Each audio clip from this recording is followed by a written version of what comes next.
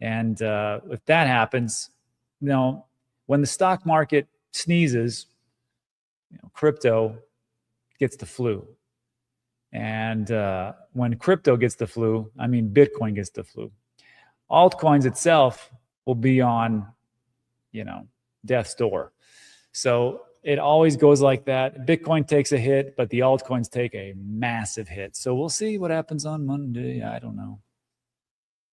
But between us,